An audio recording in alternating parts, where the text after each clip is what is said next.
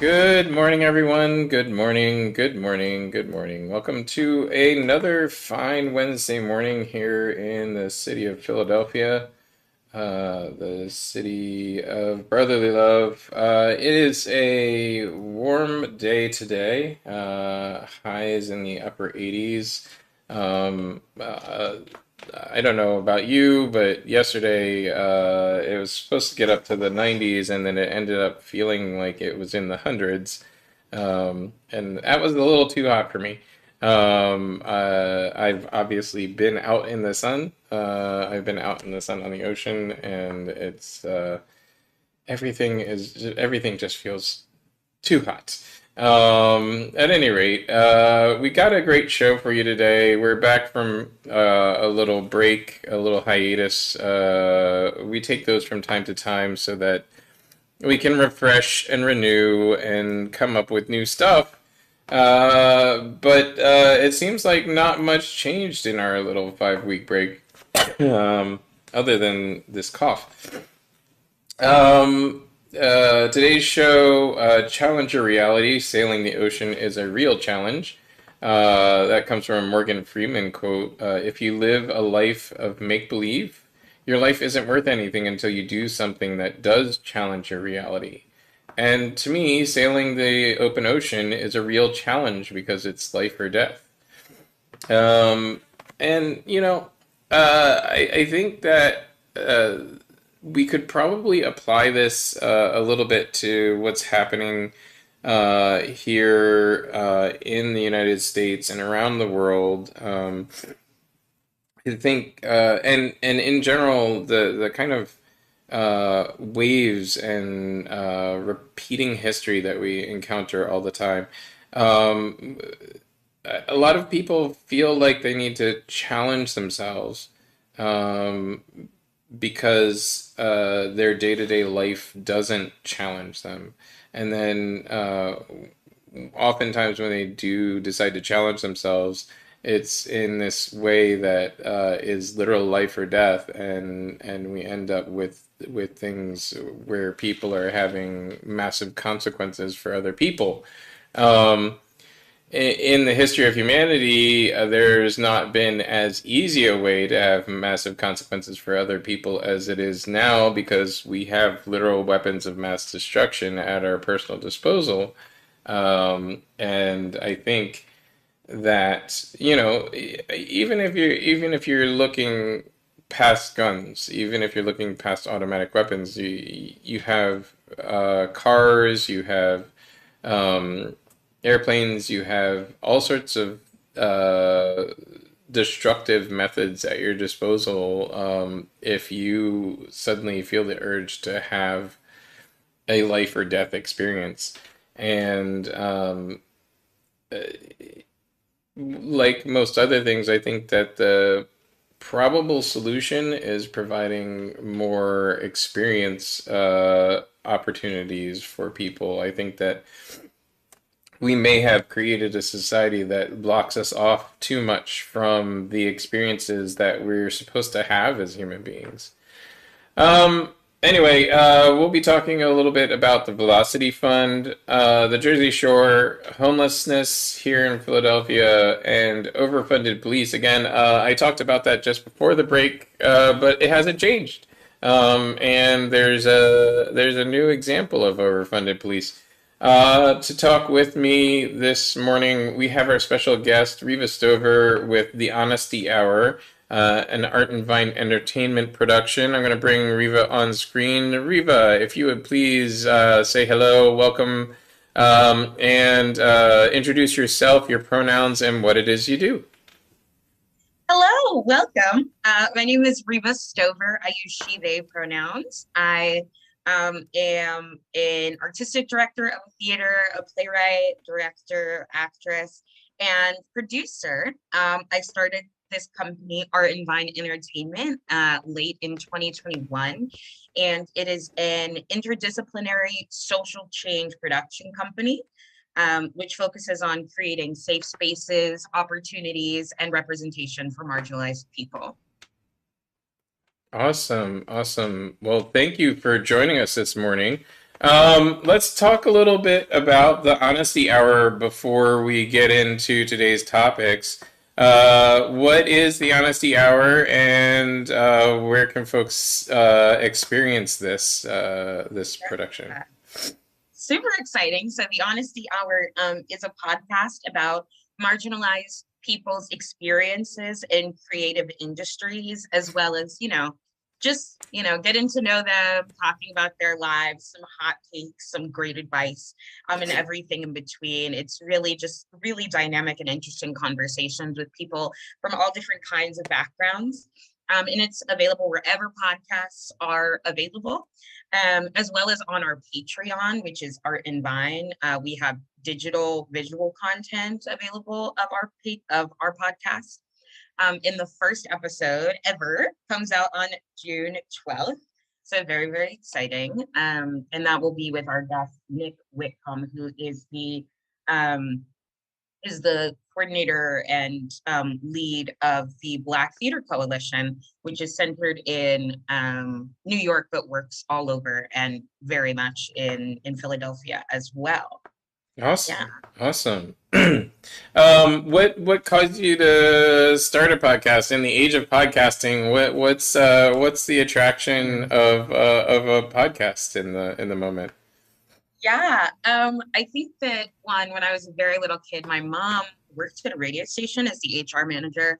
So on like Bring Your Child to Work Day, I got to go and sit in and be on radio shows and like talking to the mic. And so I've always been very intrigued and excited by the idea of being like a radio kind of person.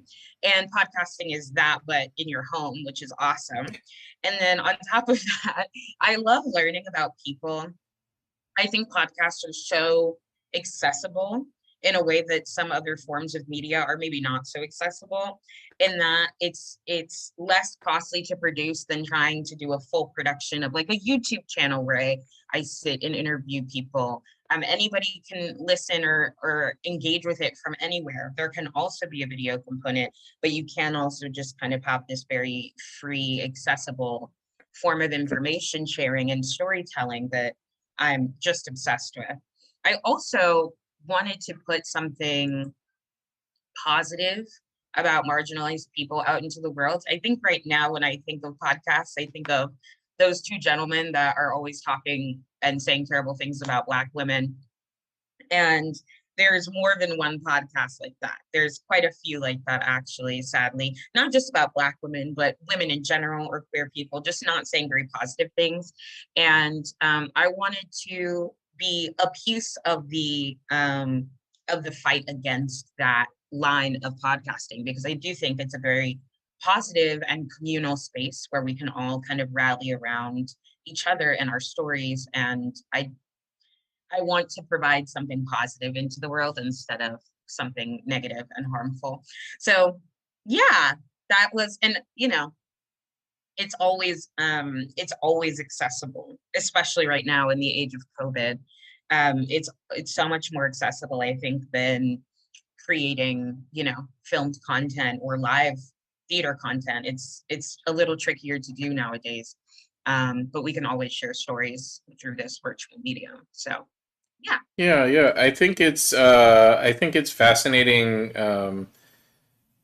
I The accessibility angle is fascinating to me. I've been saying this since the beginning of starting this broadcast. I started this broadcast as a pandemic project. It was an opportunity to get some of my more technically minded friends together on a Wednesday, and like we were all like home and early in the pandemic didn't know what to do with Right. ourselves. Like we're like, wait, we're not sitting in a theater doing tech. What are we Yeah. gonna do on a Wednesday morning? Like, um, we're supposed to be busy right now. Right. Um, but then like really, as I've really fleshed this out, it's been interesting to see the accessibility uh, that it provides to the content. Like I don't have to gather people together in a space. I don't have to Right. gather them together at a specific time because anybody can watch this, whenever. Yeah. And it provides, like there's a lot of accessibility that's provided as part of like this technology growing, like automatic closed Mhm. captionings that actually work pretty Right. well, and I don't have to like go back and provide closed captioning or hire somebody to parse out the entire episode and write closed Right. captions for it. So yeah, and then just the accessibility of somebody can even if you're stuck at home, or I have a friend who was stuck in a hospital bed for several hours or several days rather, and spent hours with me because or watching the show because she was stuck in Yeah. in a hospital bed, but it's still accessible. She didn't have to go to a theater to see it. Right. Precisely. And I am of the, theater school of thought. I currently, help run a theater. That's not the production company that I started. And I make theater for a living. And I am never knocking the physical theater. Like there's something about it that can't be replicated in any other form. However, there are so many other ways to tell stories and to share with people. And I think that, like you said, like I've been that person that was not able to go to the theater because I've been in a hospital bed or I've been locked in the house for whatever reason, probably COVID. And I, it's so, and especially if you're a theater person or if you engage with like events, even in like live art, often it's so difficult to not be able to be there in person. And so this is kind of that bridge for a lot of people, and I just feel really fortunate that we have, like, there's an app now that you can record a full podcast on with people in like different countries and be with them live, having a conversation from a completely different places. So the technology has really been a great support, I think, for us in the podcasting community as a whole. Just a great support in helping us share these stories with people. Yeah. Um, yeah, I think there's been a real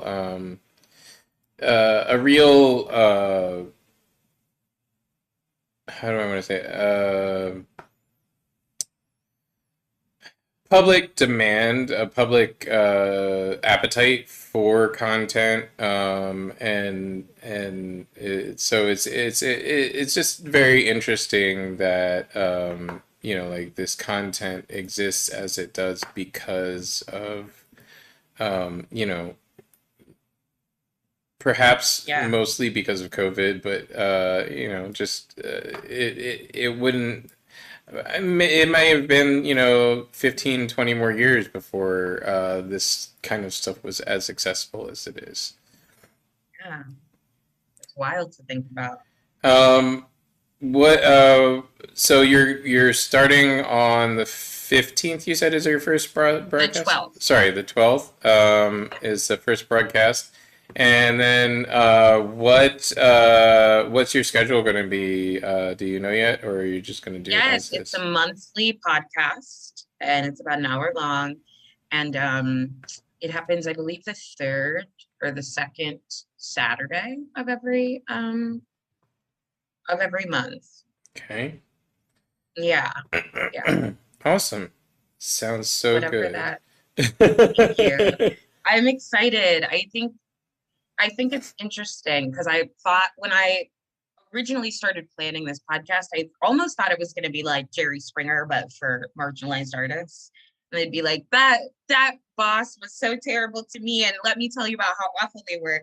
But it really turned into in our filming because we filmed the first 3 episodes.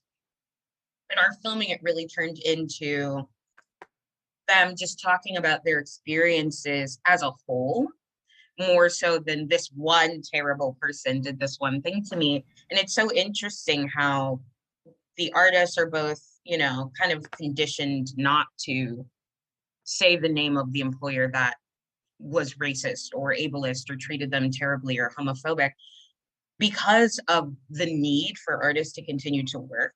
Mm. And even, in theory, even a theater that is great and not abusive, it will be wary of working with an artist who is calling out companies on their bad behavior, because you might call us out on our bad behavior. Oh, believe me, Um, I know. you know? And so It's the whole it's reason so I'm a fascinating. producer. Yes, me too. I was like, listen, I can't continue to just sit here and be treated poorly and watch other people be treated poorly and not be able to do anything about it.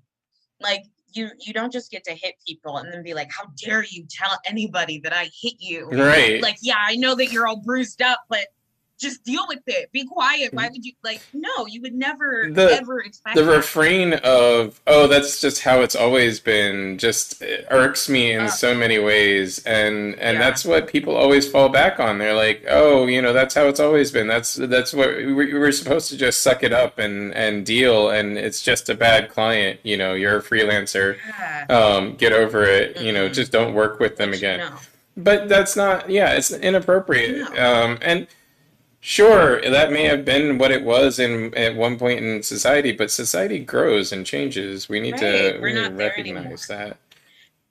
And that's really the goal for me with this podcast. It was to call people out and hold people accountable for the ways that their behavior affects people, and also to warn younger artists or artists who have not yet engaged with those people to be like, hey, this wasn't a safe place for me. And not saying that you can't go work here, but please know, please know that this might happen to you, and that you need to advocate for yourself because they're not looking out for your best interest.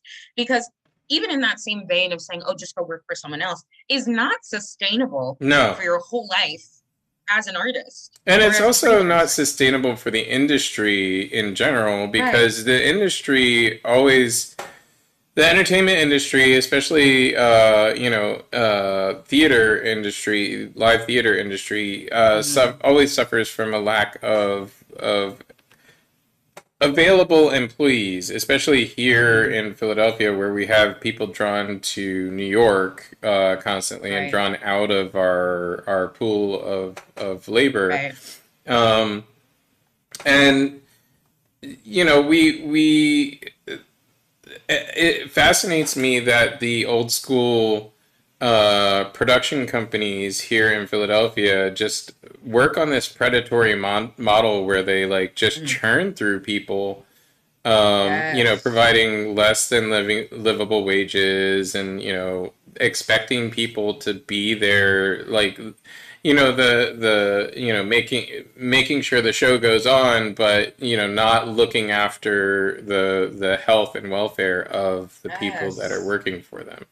Oh my um goodness, you yes. That know is, I don't know how many times I've been in a theater at like 4 a.m. because something isn't going right and trying to fix it. oh my gosh, James. I worked at a theater that I will not say the name of at this time. Not in Philly, in Vermont actually. And I was being told a story. This story didn't happen at the theater I was working at, but a neighboring theater. Where the lighting supervisor was hanging lights without a hard hat, without a harness, on this like super tall. They fell off of the ladder. Nobody did anything about it. Nobody was like, hey, are you okay? They had a concussion. They just like passed out on the side of the stage. Nobody checked on them. Mm. And it wasn't until their boyfriend was like, hey, are you okay? Because they were working on the same project, that anybody even knew that they'd fallen or anything. And I was like, this is incredibly unsafe. Like, we do not value our artists and our technicians enough to protect them, to keep them safe.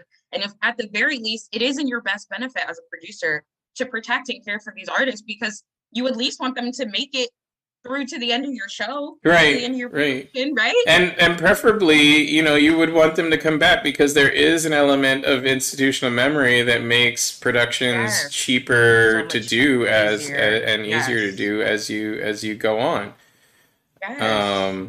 Yeah, like it's fascinating. Like, we have labor discussions on this show quite frequently. We talk about labor and unions and appropriate wages and Uh, and it's a problem in every industry, but in theater, it's been a problem for decades. And you know, I personally am part of a lot of efforts to bring more money into the industry in Philadelphia.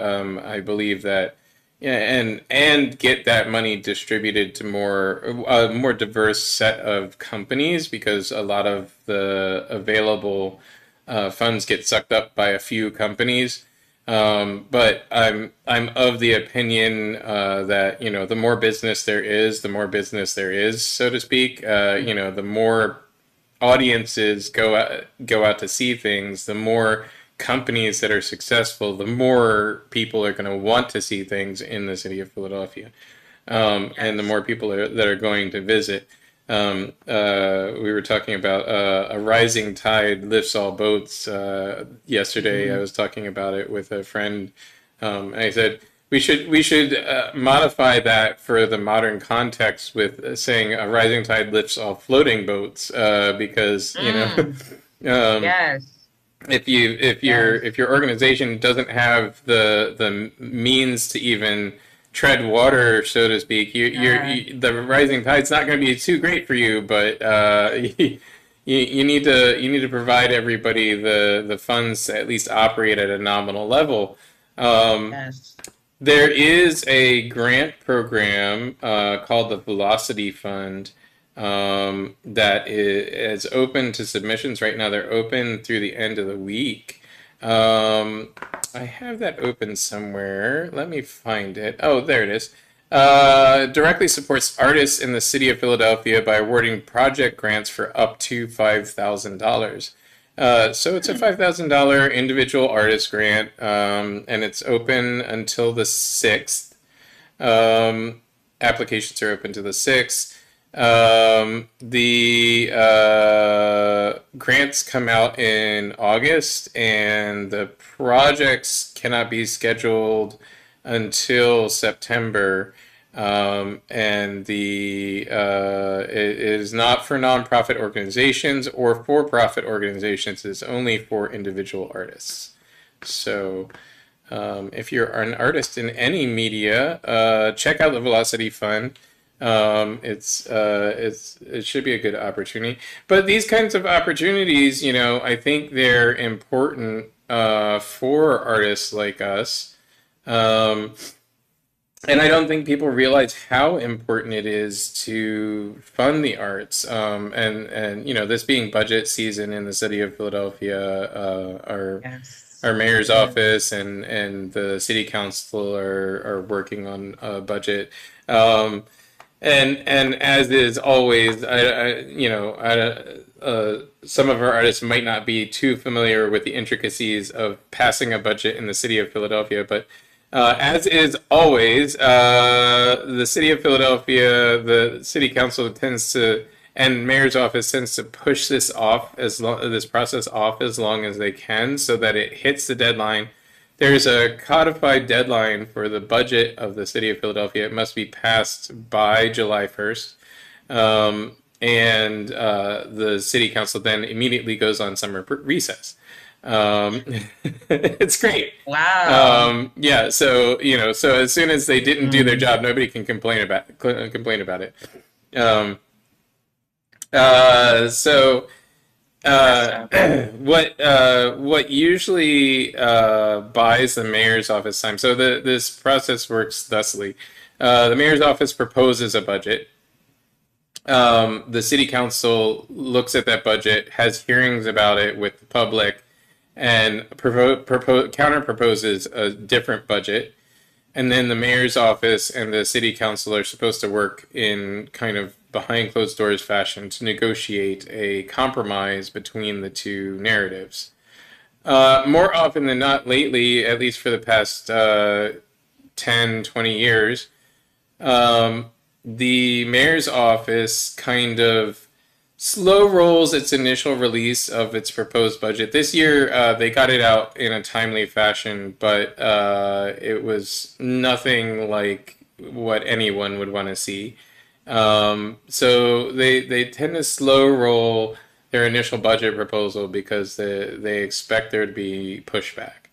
And then there is also codified a requirement that the mayor's office negotiate with the police union, uh, the Lodge Five of the police union here in Philadelphia before sending their budget to the mayor's office, because the police union, the police budget has to be approved by the police union, and is over 60% of our budget in the city of Philadelphia.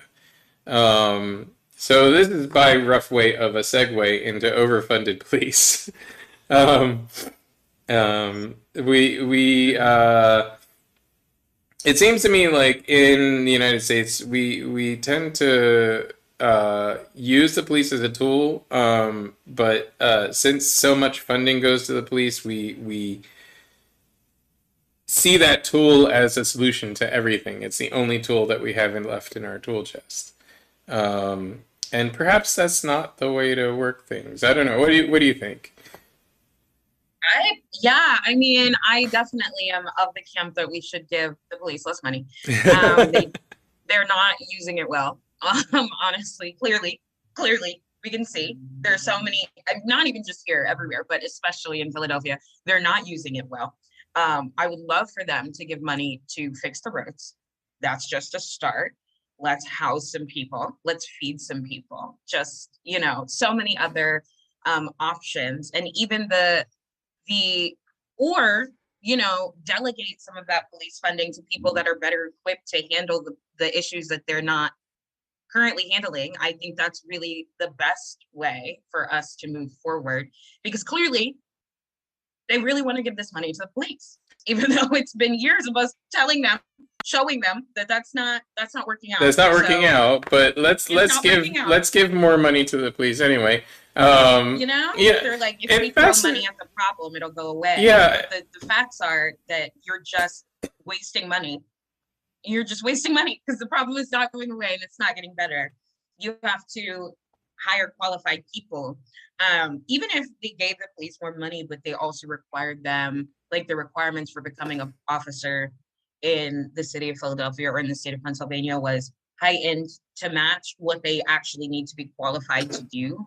If they raise the expectations for police officers so that they are actually expected to prevent and intercede crime, like that would be ideal. But they just really need to stop giving them so much money, because it's well, not I mean, helping us.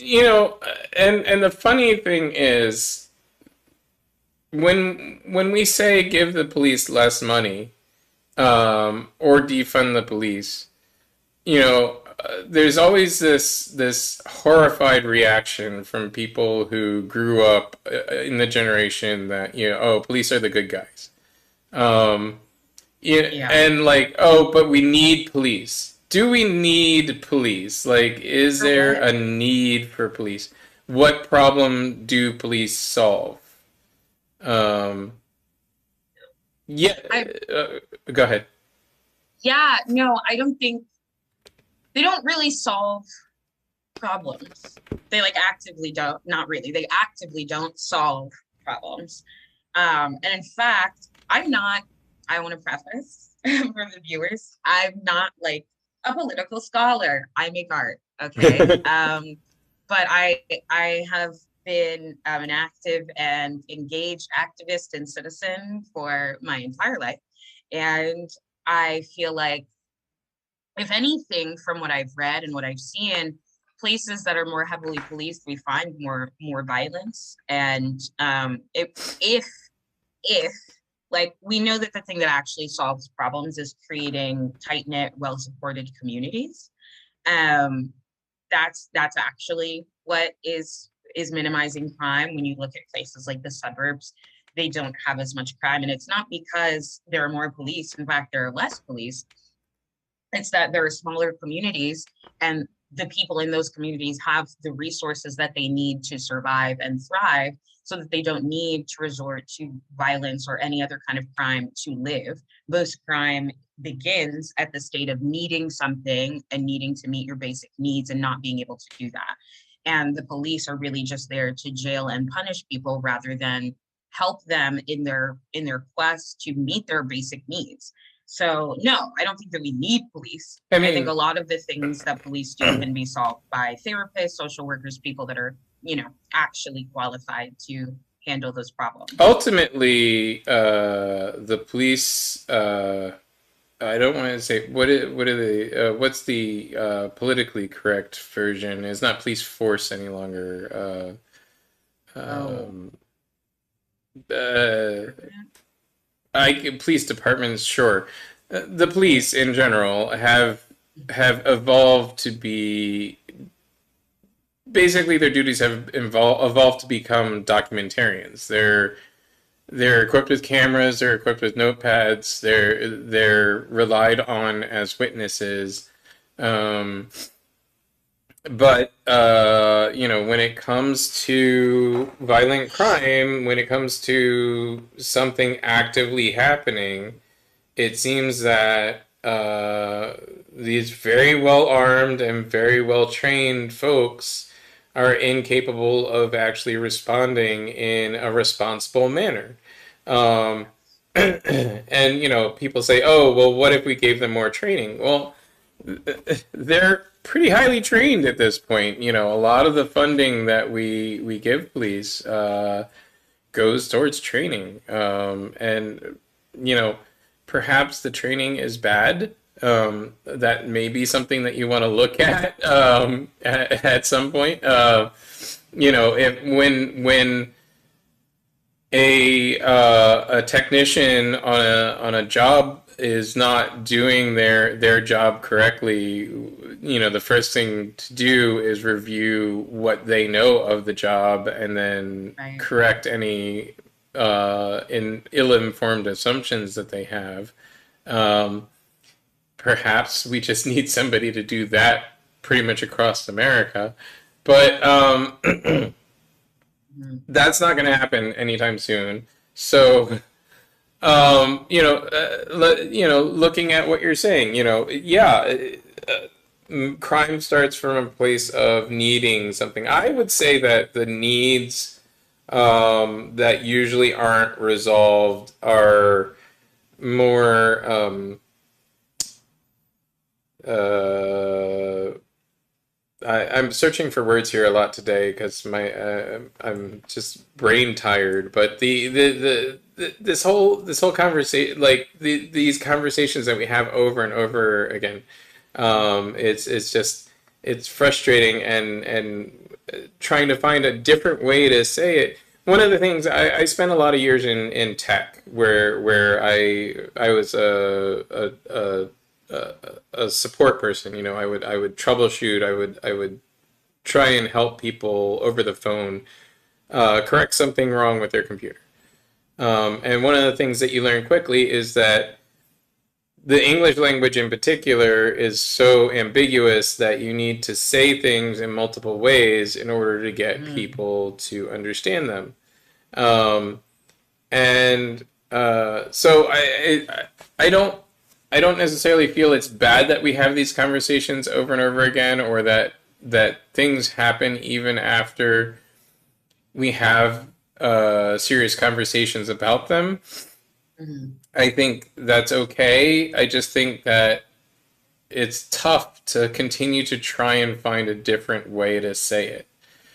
Um, and so what I was going to say is that I think that a lot of the problem, to go back to today's title and today's quote, is this lack of being able to challenge reality. It's an aspirational problem. When people are stuck in their day to day because they lack the resources and ability to get to a place where they can at least aspire to something different. Um, Mhm. that really triggers a psychology that is uh, self-destructive, and Mm, leads to destructive tendencies socially.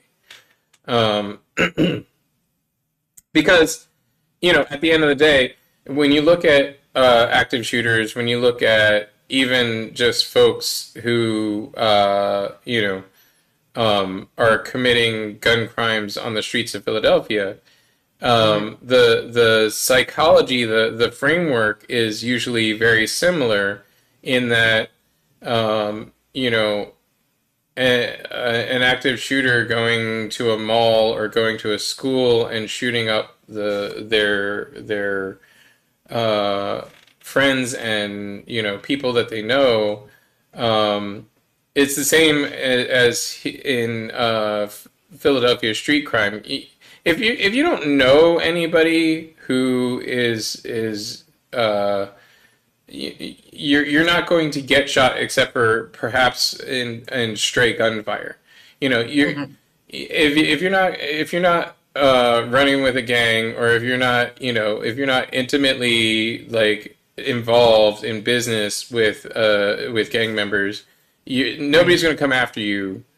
right, um, and most people, when you're walking down the street, again, unless you're like showing that you've got millions of dollars on your person, nobody's gonna right, like just stick you up. They're gonna like, if you, on the other hand, like are walking around like a big shot all the time, and like the neighborhood gets to know you, that right. you might get mugged. Um, but but anyway,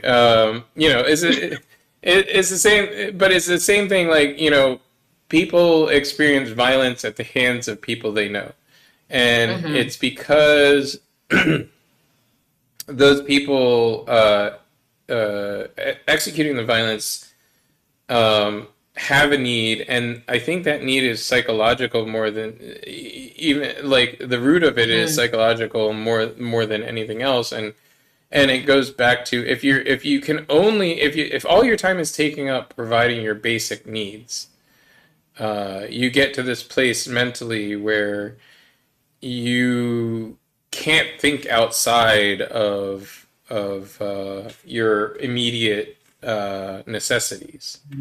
It becomes life and death, and so Yeah. the life and death action of shooting somebody else becomes less meaningful, and becomes an option as far as, hey, I need to solve this problem. Well, this might be a Hmm. solution to that problem. Um, That's so spot on. yeah, thanks. Yeah. Um, and Mm. like you said, I'm not a psychologist. I'm not a politician. I'm an artist. I think I. Right. I think one of the reasons why this kind of evolved, this broadcast kind of evolved, is because I think we as artists tend to try and think outside of ourselves and think of things from other perspectives all the time. Absolutely. And I think that bringing that creative thought process to problems in the world Mm. is really important. Absolutely. I feel like we naturally, and it also lends itself to the work in the creation of art because we're looking at people that outside of ourselves that don't have the same experiences that we do, and we're trying to understand, empathize with them and how they feel, and how they get to the places that they do in these stories. And so much of theater, specifically in film, is telling these very difficult stories about people and the difficult choices they have to make in their lives. So as artists, I think part of it is also that we are intimately engaged with the the the the concept and the construct of humanity, that it's hard not to then look at the world in the same way of like, oh well, how could you get to this place, and how could we have changed things, what could have been different.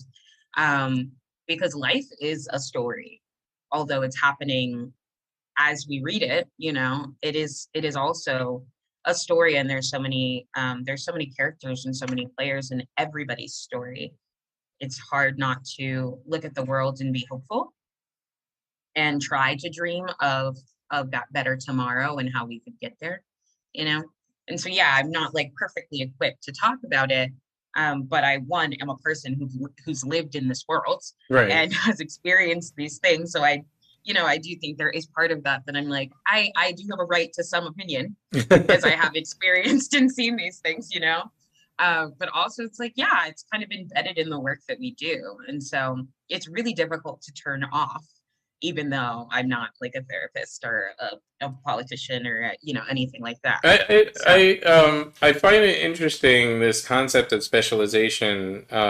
It's really picked up over the course of my lifetime. Like when I mhm, was in school, um, schooling, grade school, schooling was geared towards being a quote unquote Renaissance person, mhm, being good at everything. Uh, mhm, and the towards the end of my school career, the idea of specialization really started to pick up, and so they were encouraging us to find the area that we could specialize in, and mhm, then after school, in having discussions, on public forums and in public about topics, you often get like the one of the the argument styles that are they're I forget what they're called, but when you argue in a specific way that is it's a false argument. It's just an argument to kind of change the narrative. But one of them is mhm, appeal to authority, mhm, and I started to encounter that more and more frequently. And what I've always turned back to is that like when somebody says something like well, I'm not an expert. Um, it is important to accept the opinions of non-experts or accept the testimony of non-experts on a subject because our society was set up, such that public debate is public. mhm, We hear from everyone. Um, at the same time, there has been that same property of our social structure has been used negatively in mhm. like media where you bring non-experts with an opposite opinion but that have no way of backing up that opposite opinion. So Right. it's something to tread carefully, but it is important to talk about all subjects with everyone. I think, Yeah. yeah, That's such an interesting. I feel like I've had this conversation a million times. It probably has not been a million times, but there's this, especially in Black communities and Black specific topics like the history of Blackness in America, for example, there is this dialogue about the difference between an expert and not an expert, just a bystander who's talking about the experience. Um, and it's so interesting to me because there are experts in the field that are, white people, non-black people who've read all the books, and that's how they're experts in the field. But then myself, a living black person in the world, is not an expert in blackness. right, right, I've lived this experience my entire life. My parents are black. Like I have this tradition that's been passed down to me, this history and legacy that's been passed down to me from literal generations of black people about blackness in this country, but I'm not an expert. And the same thing is true not just of racial demographics, but of industries as well. Like we're artists, you've been working in this industry, you've been doing theater and tech and like doing all these things, but you're not an expert because you don't have a PhD or right, something, right, like yeah, that's super weird. Like I do this every single day, but I'm not an expert. Somebody who hasn't touched a stage in 5, 6, 7 years can go on TV and talk about the history of theater and be an expert, but you don't know what theater looks like anymore. You're not right. here living it, making it in this moment. Right. And I've always thought that that was so interesting. Like, what qualifies you? What are these credentials, and who actually set them? Because if it's a degree that makes you an expert and not your level of experience with a thing. I mean, I went to school with people that got the same degree I did and certainly didn't pay attention, maybe didn't show up to all their classes, but they passed, you know? Are they more of an expert than somebody that's lived it every day of their life for 50 years? I don't know. It's interesting. But then on that flip side, I think of COVID and the conversations surrounding, medicine and science and global warming, and how we probably should be listening to scientists, but they also do this every day. Right. It's not like they went to school and then they stopped studying. They actively do this work every day. And so I'm always fascinated by, like, what is it exactly that makes you an expert, that makes you somebody that we should listen to and take on authority that what you're saying is right. Right. That's just, yeah, that's such a fascinating question to me. And I don't have the answer. I don't have the answer either. I also, just to throw another wrinkle into the conversation, because that's just what I like to do. Um, I have often throughout my career found that people place authority on me just by the way I present myself. Mm-hmm. Where they won't place authority on, say, a woman of color or Mm-hmm. a gay person in my same Mm-hmm. position otherwise. Um, and Yes. I find that that fascinating too. Like, what I've always tried to study and understand what it is that people place trust. Not that I don't appreciate it. I do appreciate that people place trust in me and that people consider me, A a leader. a leader. Yeah, but Yeah. what is that leadership quality? Where does that come from? Mm-hmm. What is that I've met many people, and there's an element of taking it on yourself, like, Mm-hmm. yes, if you're going to be a leader, if people acknowledge you as a leader and you want that leadership mantle, then you have to take that onto yourself and lead, and accept that responsibility for other Right. people. But at the same time, where's the initial start? We all know the answer to the chicken and egg, but there is a chicken and egg scenario here. Yeah. What is the start of, excuse me, the root of that authority? And Yes. and that's just it's just another wrinkle. I don't know the answer to that either. I mean, you're very tall. I probably just from where you're so calm. You're so calm and you're so tall. I mean, I'm also very short, so I might just be like, wow, a tree of a human being. That's amazing. They must be in charge. But when I worked with you, I was like, yeah, you're just so calm that I assume that you're in charge. Crazy. Because I'm like, yeah, he must know what's going on here. Because he's just sitting here chilling on a laptop. He totally knows what's going on. I should ask him questions. Like it's the calm. I don't know if I totally hear what you're saying, and I think that's true on a global scale. But for you specifically, I'm like, yeah, you're super calm. Your energy is warm, and you're very tall. I think that's what Okay. it is. Well, I think I appreciate yes, it. yeah, and it's totally a compliment. Like, I would love to be led by you. Like, I think that there is an assigned authority that happens because you're a jerk also. Great. Like, there is that opposite where it's like, oh, well, you're yelling and screaming, and so he must be in charge, and oh no, I don't want to talk to him. But there is also this, like, calm, warm control over a room that I think hopefully most people in places are trying to move towards in their leadership styles. And I think that you just have that naturally. Hmm. This is just me complimenting you now. I So appreciate it. I wasn't fishing for a compliment. I oh was just I no. was throwing that out there, not really as a No, you don't have to fish. I just sent it your all right. way. I And appreciate yeah, it. of course. I think it's just the truth though. Like, I wouldn't say it just to be, complimentary. I think really though that there are these two schools where it's like, yeah, because I've also kind of experienced this normally in spaces with people that are either younger than me or people that are women or people of color, or like queer that I'm kind of assigned this leadership role as well. And I do think it's that quiet, warm calm Yeah, that's you just you like, do have a sense of authority about you in a room.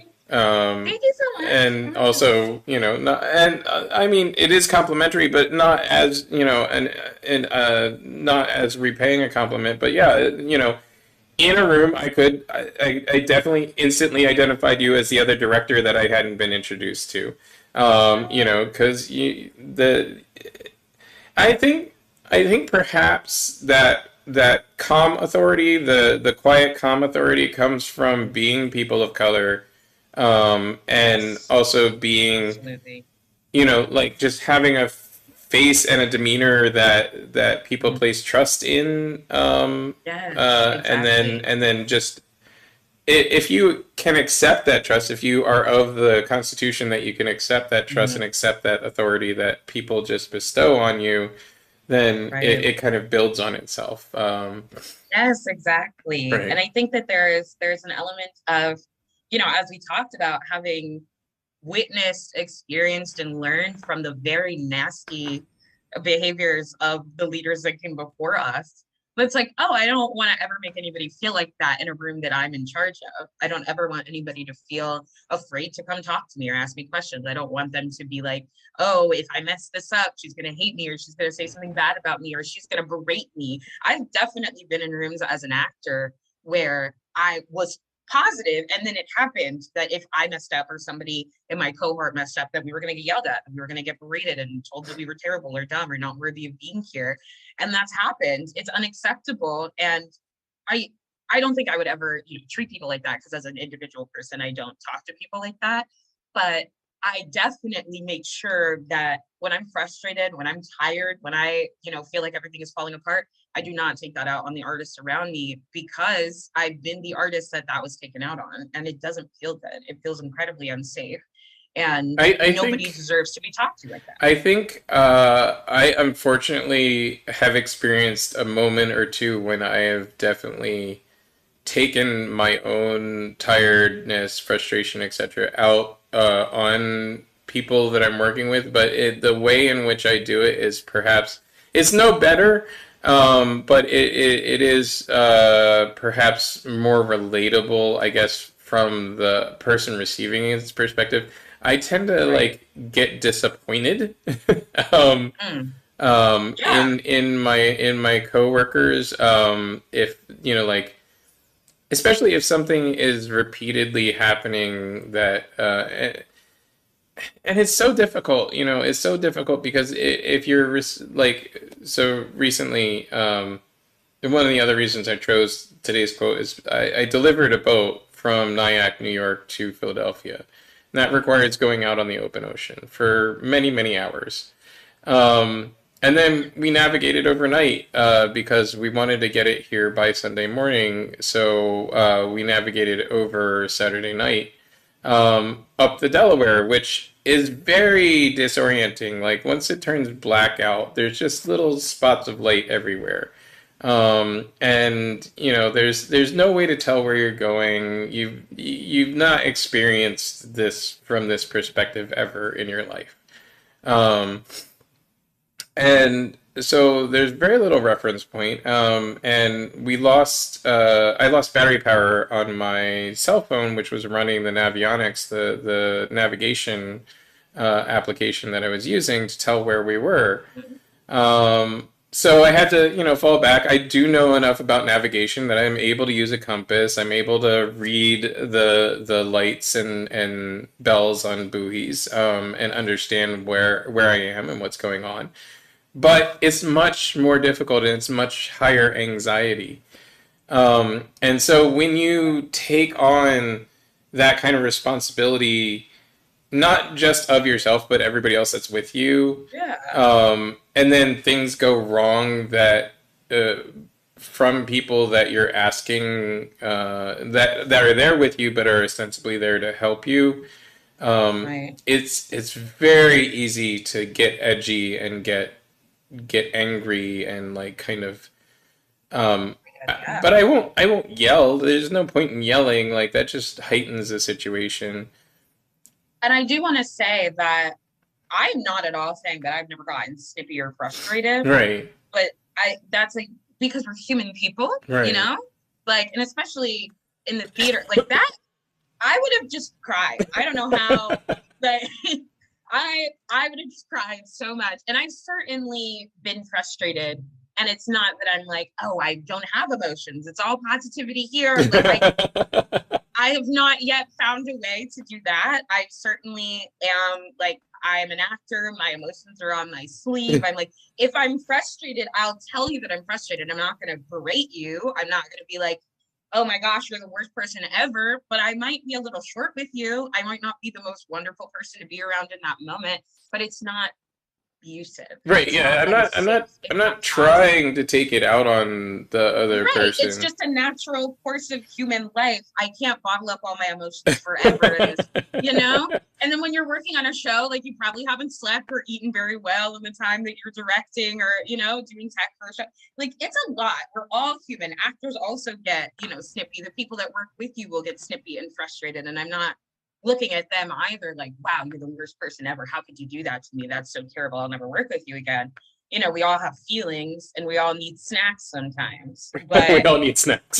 know, we all need Here, snacks have a sometimes. Snickers. Normally when I'm frustrated or I'm like, it's because a migraine is about to come because I've forgotten to eat. And I'm the worst, especially during tech. Like I just don't eat. It's not on Right. purpose. No, yeah. I'm You just just there's doing so so many other much. things going on, you're not thinking about it. Yeah, but I just don't eat. And then I'm like yelling and I'm like, why am I so upset? And it's like, oh, you've not eaten in like 2 days. You need to make a sandwich, dude. Calm down. But yeah, like I think that there's a difference. And I want this also to be more common because I think it feels so terrible because we're leaders and the people that we're leading don't feel like they can also do that. But it's like you're a human person. It's okay for you to also get frustrated or Right. be tired. Right. And we've conditioned artists, specifically actors and like stage management, to just forego their needs and their emotions Right. and pretend like they don't have needs or have emotions or have feelings or need breaks or need to sleep or get tired. Right. And I'm like, it would be okay for me, the boss, to be a human person that sometimes gets frustrated or needs a sandwich if you could also do that. Right. But when it's an environment where it's like, how dare you speak out? How dare you have an opinion? You can't be your full human self. You can't say, I need to sit down. I need a break. I need a sandwich. I need to go get some water. I need to go to the bathroom. I just need a minute because it's not a safe environment. And so then it feels extra terrible when the person in charge, though, gets to yell at you and take out all of their frustrations on you. It's like, that's not healthy. That's not fair. You know? Yeah. I don't know. With the It's a tricky dynamic. with the last minute, I'd like to just touch on the last two things that we didn't get to really talk to. The Jersey Shore. I just wanted to give a brief Jersey Shore report because I was down the Jersey Shore basically twice this weekend. It is a big weekend for the Jersey Shore, opening of the summer. Um, Memorial Day is. Definitely thought you were talking about the show. And I was like, oh, No, no, okay. not the Not show, where the actual physical place. the physical Um, place. Okay. and though the show is true to life. And there is definitely an appetite for events right now.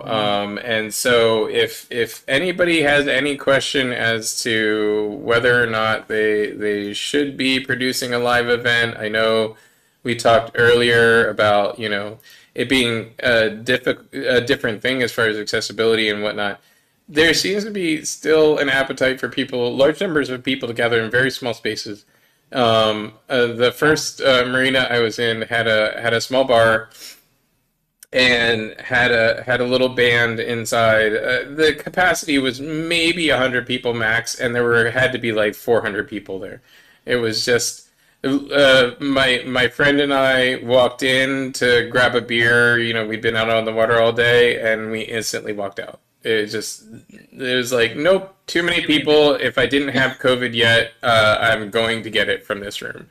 Um, and then Atlantic City again was so packed. It was just You couldn't literally couldn't get from the marina into there's a big marina attached to the Golden Nugget, which is where Mhm. almost everybody that's transienting past Atlantic City stops for the night.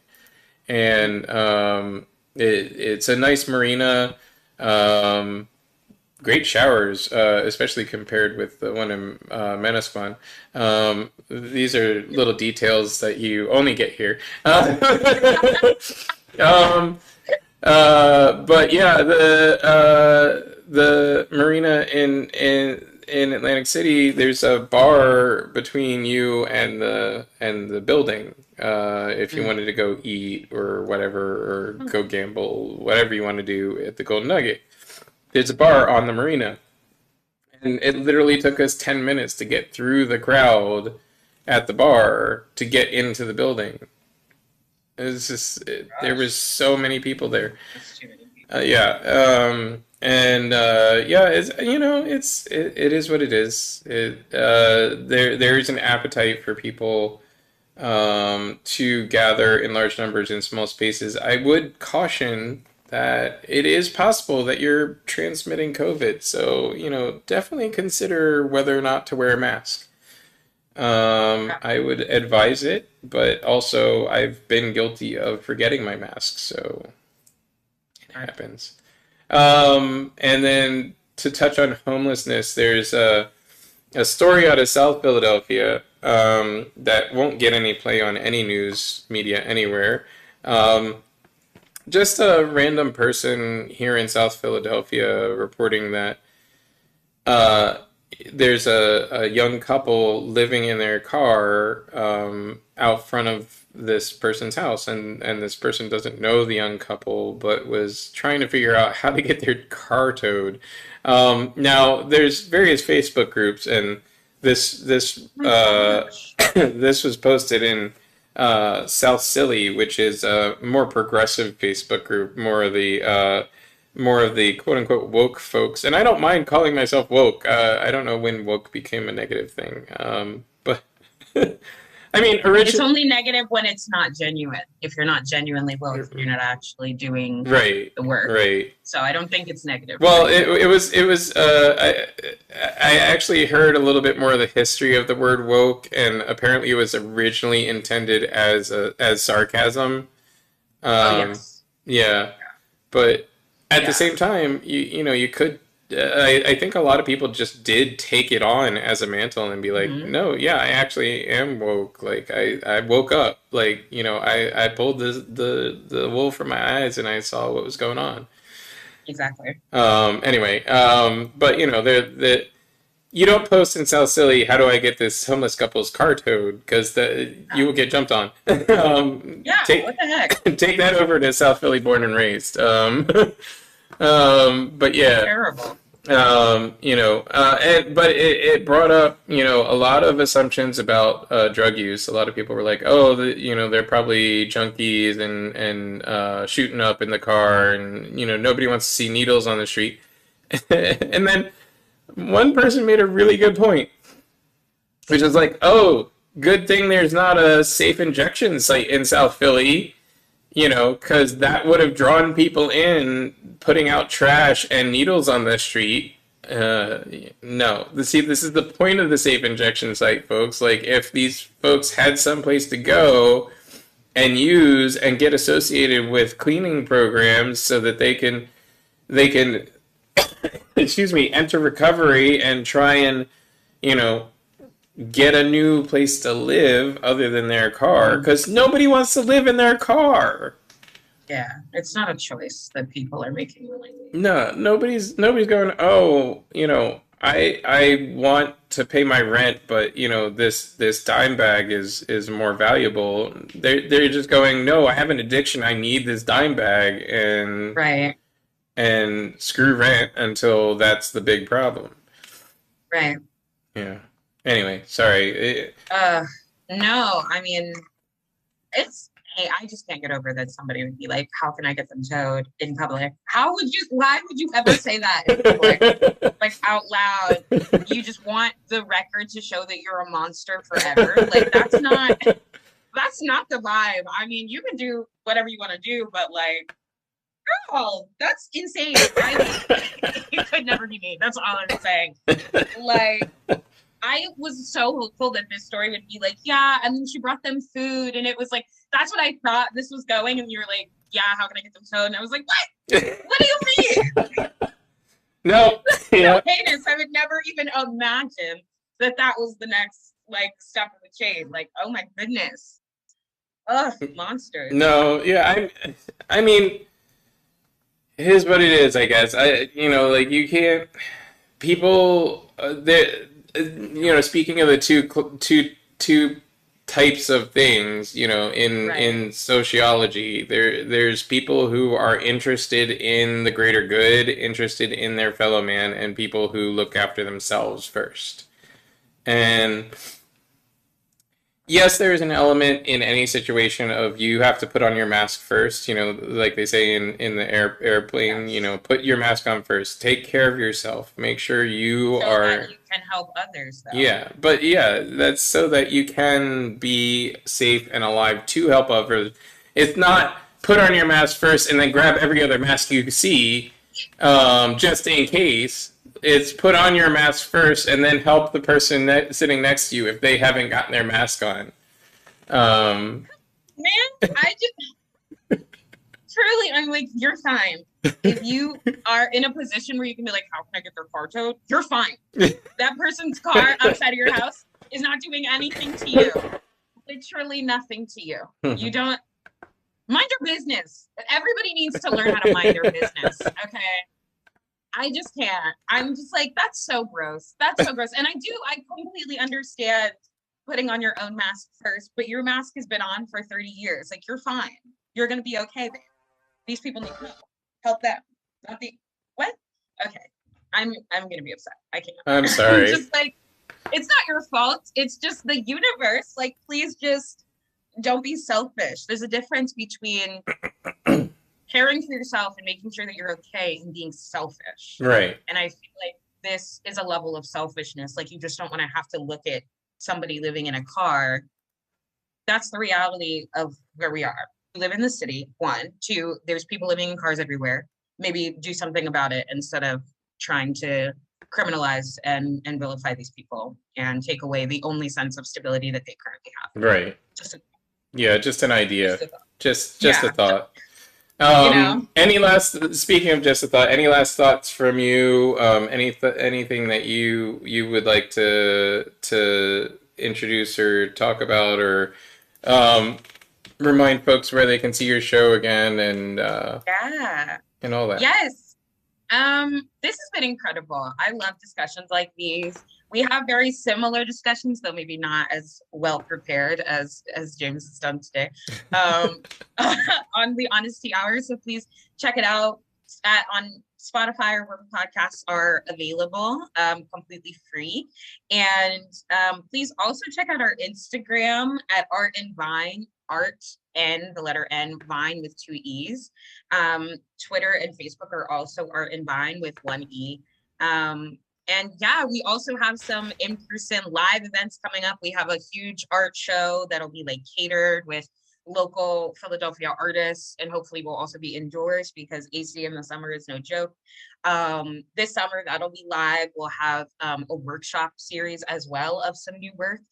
And on June 29th, we have a virtual play reading of some new works called Ordinary People, Staged Readings for the Oppressed and Their Allies, that will be going up virtually and then available on our Patreon.